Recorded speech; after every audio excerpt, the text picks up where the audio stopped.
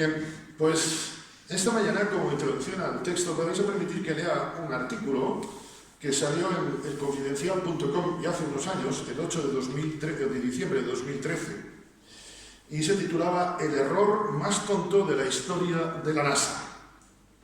El 11 de diciembre de 1998, y extraigo simplemente algunos aspectos algunas frases de este artículo, que es mucho más largo. El 11 de diciembre de 1998, un cohete despegaba de Cabo Cañaveral, Florida, con destino a Marte. A bordo viajaba la Mars Climate Orbiter, me disculpen los americanos con mi inglés, que es British, el primer satélite meteorológico que se enviaba a otro planeta. Con un presupuesto de 125 millones de dólares, lo que ganamos algunos nosotros una tarde, la misión de aquella pequeña sonda era analizar el clima y la atmósfera marciana. La nave debía llegar a Marte en septiembre de 1999, pero nunca lo hizo. Y no lo hizo por un motivo tan sumamente tonto que nadie reparó en él hasta que fue demasiado tarde. Las cosas empezaron a torcerse mucho antes de llegar a Marte. A medida que la nave se acercaba a su objetivo, los controladores, cada vez más preocupados, estaban reajustando su trayectoria.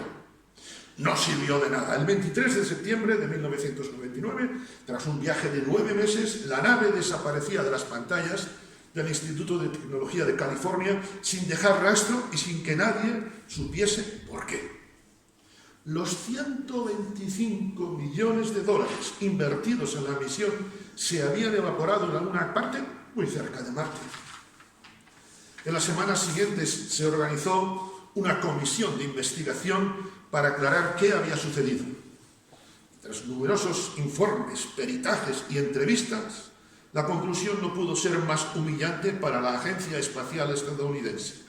Habían cometido un error en las medidas de medida, en las unidades de medida.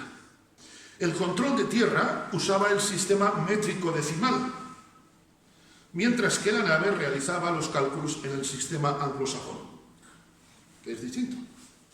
Así, cada vez que los controladores ordenaban a la nave que variase su trayectoria, enviaban unos datos en newtons que la nave interpretaba como si fuesen libras.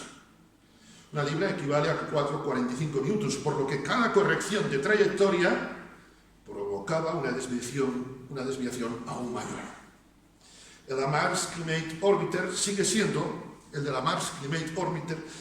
a día de hoy el error más tonto en la historia de la exploración espacial. Un ejemplo de hasta qué punto los más complejos sistemas pueden fallar de la manera más absurda e imprevista. Semanas después de perder la nave, el director científico para la exploración del sistema solar de la NASA declaraba: el error humano es inevitable, pero a pesar de ello, tenemos un enorme éxito porque contamos con sistemas que detectan el error y lo corrigen. Tarde. Lo que ha fallado esta vez ha sido ese sistema. Una cosa es segura.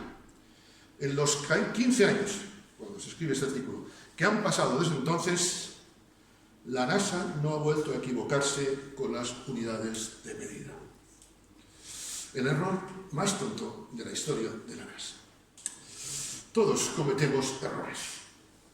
Todos los seres humanos cometemos errores. Un refrán muy antiguo dice: humano, humo vano. Somos propensos a cometer errores.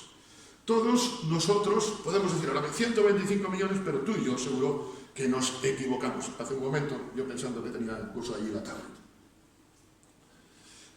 Creo que la gran mayoría, como sucedió en este caso, de los errores vienen dados aún en nuestra buena fe. Muchas personas están erradas en cuanto a su fe, pero eso no significa que no vayan a ir al infierno. ¿Cuántas veces todos nosotros tomamos decisiones con el mejor de los corazones, pero algo falla en las medidas y nos estrellamos? Es más, a veces hay personas terceras que cometen errores y que nos afectan a nosotros. Se dice que los errores de los médicos se solucionan de 3 formas. Con una pala, haciendo un agujero en el suelo, metiendo allí al afectado y después echándole tierra. Así se solucionan los errores médicos. Permitidme la ironía. El error médico sabemos que puede ocasionar la muerte de un paciente. Ahora bien, en la vida espiritual, y la vida espiritual mía tiene que afectar a todos los ámbitos de mi vida, porque porque si soy nueva criatura es 100% nada, de 90 y tantos. Todos cometemos errores.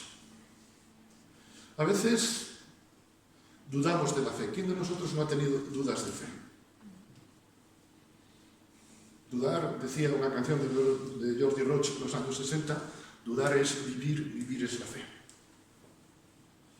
Un servidor con 18 o 19 años pasé una profunda crisis de fe. ¿Quién de nosotros a veces no ha cometido el error de ser un mal testimonio? Creo que a todos nos pasa más de una vez.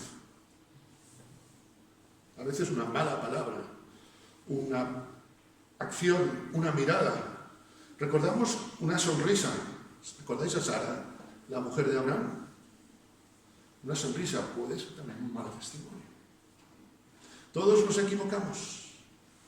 A veces nos alejamos de Dios y tenemos un final tan absurdo, fracasado, como el de la sonda espacial que quiso llegar a Marte, pero que nunca llegó. Con frecuencia, tú y yo mandamos un cohete al cielo. Un cohete que es el cohete pidiendo la ayuda de Dios y no recibimos señal. Y pedimos a Dios cosas y no recibimos. Quiero llevaros a Job, capítulo 7, en primer lugar, y versículo 11. Job 7, 11. No refrenaré mi boca. Hablaré en la angustia de mi espíritu. Y la tercera frase, me quejaré con la amargura de mi alma. Hablaré en la angustia de mi espíritu y me quejaré con la amargura de mi alma. En primer lugar, erramos al esperar la ayuda de Dios cuando murmuramos y nos quejamos de Él. Esperar que Dios nos ayude, habiendo queja en nuestro corazón de cómo Dios está actuando, es haber calibrado mal esa sonda, permitidme, que enviamos al cielo. Es impedir que nuestra oración llegue al cielo como no llegó la sonda marciana aquella. Cantábamos, he aprendido a verte en los detalles. A mí esto, permitidme, yo tengo que decir, estoy aprendiendo a verte. Conocí al Señor con 6 años y todavía esto es una lección que tengo pendiente. Tengo que ver a Dios en los pequeños detalles, en las circunstancias, sean las que sean. El profeta Esdras en el libro de Nehemías, en un momento de crisis nacional, les dice al pueblo, estáis desesperados, estáis angustiados, estáis llorando, pero no os entristezcáis, porque el gozo del Señor es vuestra fuerza, es vuestra energía. Y permitidme, en este mundo tan hiperecológico que vivimos, el gozo del Señor es la energía verde, la energía auténtica. Cuando hay amargura en nuestro corazón, no podemos esperar respuesta de Dios. No podemos esperar que Dios responda a nuestras vidas. Porque cuando dejamos que la amargura, la queja, la murmuración se apoderen de nosotros, estamos anteponiendo nuestro yo a la ayuda de Dios. Estamos haciendo más grande, estamos poniendo sistemas métricos, permitidme la expresión, diferentes. Estamos errando, usando el símil, en las medidas del alma. Dice el autor de Hebreos, qué bueno que lo dice también a la iglesia primitiva, qué bueno que eran como nosotros, aunque qué triste que sigamos igual. Hebreos 12:15. Mirad bien, no sea que alguno deje de alcanzar la gracia de Dios, que brotando alguna raíz de amargura os estorbe, y por ella muchos sean contaminados. La amargura, esa raíz que se mete. Qué difícil es ver las raíces muchas veces, ¿verdad? Nos fijamos en el árbol, pero las raíces están debajo. Y las raíces es lo que hace que el árbol se sustente. ¿Por qué a veces hay árboles que no dan fruto? Porque sus raíces son malas. ¿Por qué hay árboles que se secan? Porque se cortan sus raíces. ¿Por qué hay cristianos que no recibimos la ayuda de Dios? porque hay amargura, hay raíces de amargura. Dios no condena la tristeza. Podemos estar tristes, forma parte del pack de ser humanos, pero Dios sí que condena la amargura, que es diferente. De hecho, Jesús estuvo triste, pero eso forma parte de nuestra condición. Lo que Dios detesta, condena, es la amargura. No sea que alguno deje de alcanzar la gracia de Dios dejando brotar alguna raíz de amargura. ¿Qué cosas hay en mi corazón que incluso los demás no ven? Cuando me planteaba esto, pensaba, ¿qué cosas hay en mi corazón que incluso ni siquiera mi esposa, con la que llevo más de 2 semanas casados, 33 años y pico, qué cosas hay que ni siquiera ella conoce y que pueden quizá minar mi matrimonio, mi ayuda con Dios? La murmuración, queridos hermanos, la queja, son evidencias de un corazón orgulloso. El domingo pasado hablábamos sobre la soberbia. Porque cuando hay queja, cuando hay murmuración, cuando tienes 100 problemas para cada solución, es que tu sistema métrico espiritual está, nuestro sistema métrico, aquí hablo para todos, no hablo para ti, hablo para todos, empezando por un servidor, es que nuestro sistema está mal. Puede que la ayuda de Dios no llegue en la forma que esperábamos. Yo me imagino muchas veces a Elías, el profeta Elías, el pobre pasando un hambre allí, y cuando Dios le manda comida, se la manda, como decía mi madre, con unos camareros muy especiales, con unos cuervos. Mandar... Esto es como darle un pirómano a un mechero, lo mismo. Pero he aprendido a verte los detalles. Puede que la ayuda de Dios no llegue en la forma que esperábamos. Incluso no aceptar la ayuda de Dios es una forma de rechazar, de murmurar. Me he encontrado en el ministerio con personas, estoy recordando un caso, donde alguien nos pidió ayuda y le dijimos, bueno, la forma de ayudarte es esta. Y dice, ¡eso no! Tengo que hacer así, así. Digo, pues eso es lo que llevas haciendo toda tu vida y aquí estás. No puedo esperar de Dios cuando hay queja, cuando hay murmuración.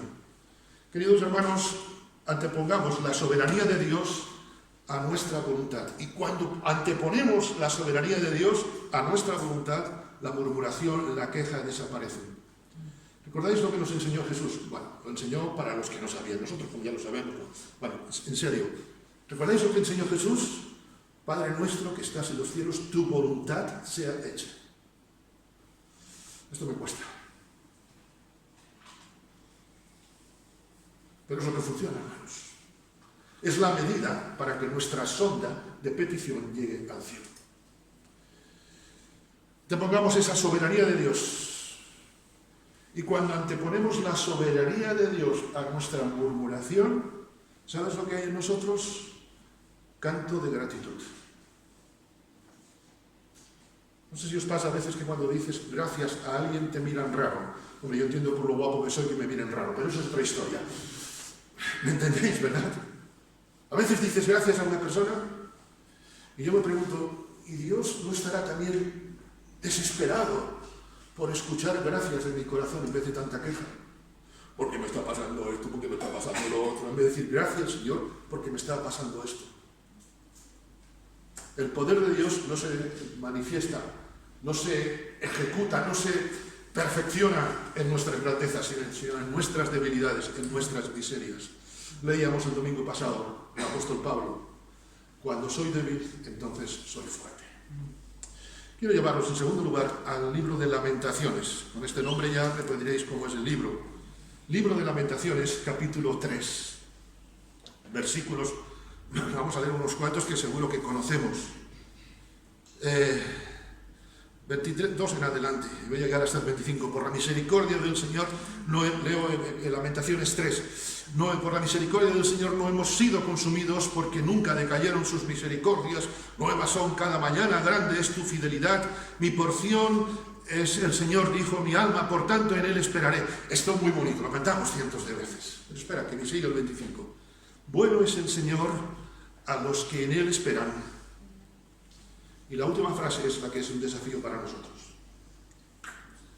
Bueno es el Señor a los que en Él esperan, al alma que le busca. Lo primero puede ser una actitud pasiva. Bueno es el Señor, oh, qué bueno es el Señor. Pero espérate, ¿cuál es mi desafío? ¿Cuál es mi responsabilidad? Una búsqueda de Dios. Erramos al esperar la ayuda de Dios cuando estamos lejos de sus caminos. Decimos que Dios es bueno. Creo que eso es aproximado. Dios es buenísimo, excelente, insuperable. Pero Dios es bueno a pesar de que las cosas a veces no van como nos gustan. Como algunos sabéis, hace 2 semanas y pico me caí en la calle. Tropecé con una loseta. Gracias a Dios, Dios mandó a 2 personas que me ayudaron a levantar. Vino una tercera que dijo que no podía dejar el cigarrillo y que por eso no me podía ayudar. Pero bueno, a la valla. Pero cuando me levanté, aparte de darles gracias, lo primero que vino a mi corazón es gracias, Señor. Y todavía me está doliendo la pierna, creedme. Y el hombro un poco. Es curioso porque bueno es Dios a pesar de eso. Y yo cuando iba caminando para casa, y sobre todo la bajadita aquella con el golpe y con todo, eso era, vamos, era para echar cohetes. Yo iba pensando, ¿y si no Dios no me hubiera guardado? ¿Y si Dios no me hubiera permitido, pero que no de momento, que Marisa hubiera quedado viuda? ¿Y si hubiera quedado mancado? Yo qué sé. ¿Por eso dejaría Dios de ser bueno? Dios no es bueno por las circunstancias. Dios es bueno por lo que es diferente.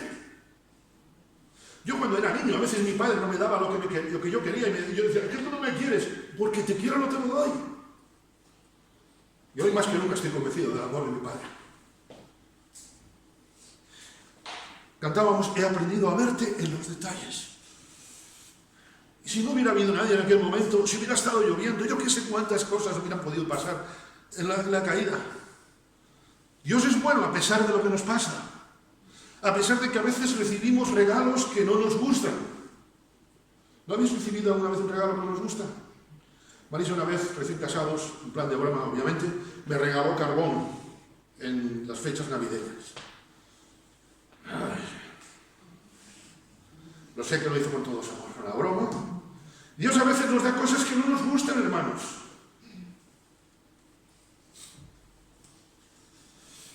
Recuerdo al apóstol Pablo, de aquello no había cartuchos para el vómito ni nada en los mareos en los barcos. ¿Recordáis Hechos, los últimos capítulos? Y sin embargo Pablo reflejó el amor de Dios a pesar de ello. Cuando la tragedia de Jonás, por así decir, la gente maldecía a su Dios. El Señor es bueno para los que le buscan. Si yo no busco a Dios cada día, a pesar de las circunstancias, y queridos hermanos, yo tengo un gran problema, no son mis circunstancias, el problema que yo tengo soy yo. Si yo no le busco a Dios a pesar de mí, entonces estoy poniendo mal las medidas en mi relación con Él. Muchos quieren un milagro de Dios, pero sin acercarse a Dios, sin comprometerse con Él. Nos encontramos a muchas personas no creyentes así, ¿verdad?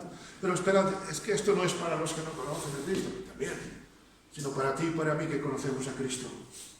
Es fácil pensar esto, bueno, esto para los que no conocen a Cristo está muy bien, pero ¿y tú y yo? ¿Cómo es tu vida? ¿Cómo es mi vida, nuestra vida de discipulado? Algunos dicen, yo oro todos los días. Hombre, faltaría más. Yo también respiro todos los días. Otra cosa es respirar aire sano. ¿Y cómo respiramos aire sano? Meditando la palabra de Dios. Esto no cambia. Porque la palabra de Dios, entre otras cosas, es viva y eficaz. ¿Sabes? Es viva y eficaz. Y es mejor que cualquier medicina.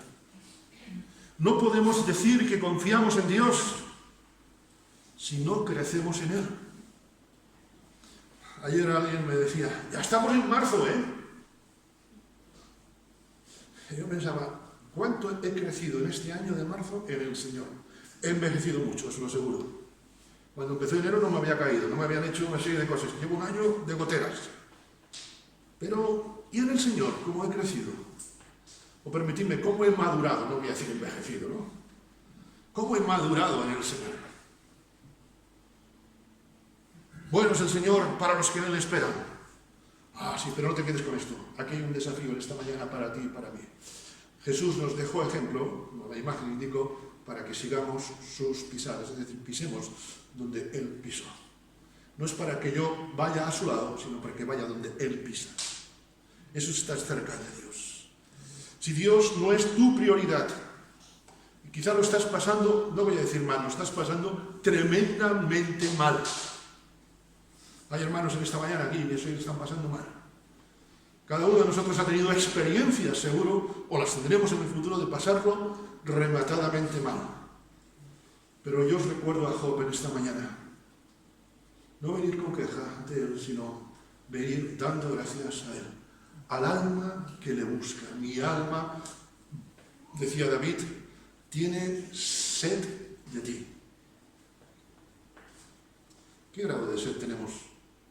Una cosa es tener ganas de beber, pero otra cosa es tener sed. Puedes tener ganas de beber agua y tardas un rato, pero si tienes sed, te desesperas, vas como un loco a buscar el agua.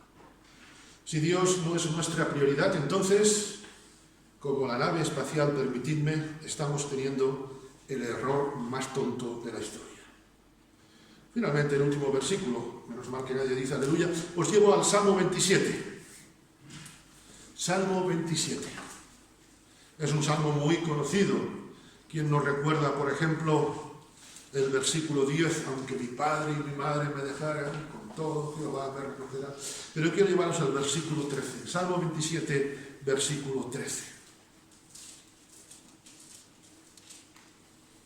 Hubiera yo desmayado si no creyese que veré la bondad de Jehová en la tierra de los vivientes. Si no creyese que veré la bondad de Jehová en la tierra de los vivientes. Es difícil cuando estamos pasándolo mal. Es difícil cuando vemos leyes que atentan contra Dios, pensar que estamos viendo la bondad de Dios. Pero ahí es donde funciona la fe. Como decía nuestro querido pastor Pablo en la presencia del Señor ya, si la fe no nos funciona en esos momentos, ¿para qué la queremos? Erramos al esperar la ayuda de Dios cuando no tenemos esperanza ni fe. Erramos en nuestro cálculo cuando ponemos condiciones a Dios, porque la fe es fiarnos de Dios y la esperanza es saber que Dios tiene el control aunque no entendamos las cosas. Hace unos años, en los aviones, cuando te subías, se podía a veces ver la cabina de los pilotos. Si ibas en las primeras filas, todo en aviones pequeños, podías ver perfectamente la cabina de los pilotos. Desde el 11 de septiembre de 2001, todo esto cambió y no se ve. Pero siempre ha dado la coincidencia, en lo poco o mucho que he viajado, que nunca he conocido al piloto. Bueno, con alguno tuve cierta amistad en el tiempo que vivimos en Canarias. Pero recuerdo que nunca, cuando vas en el avión, ves al piloto. Es más, no conocemos al piloto.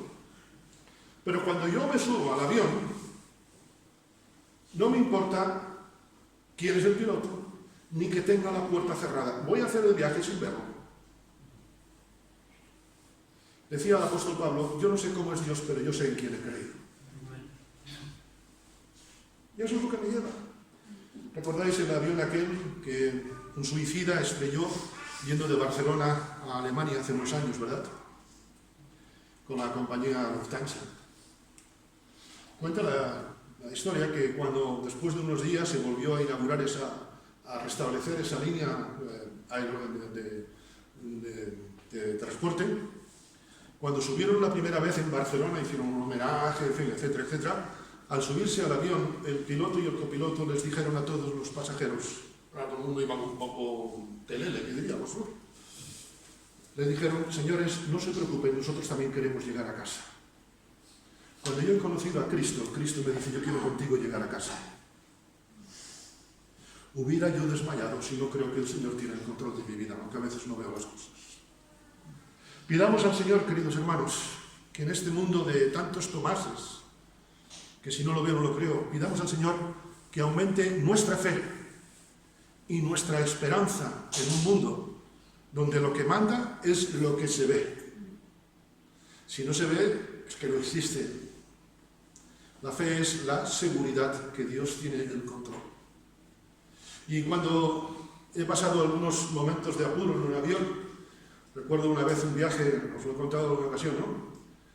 El primer tramo, que parecía aquello una lavadora, cómo se movía el avión aquel. Pero el segundo tramo era el centrifugado de la lavadora, dando botes. Yo sinceramente pensé que aquel día tendría que redactar la esquela mía.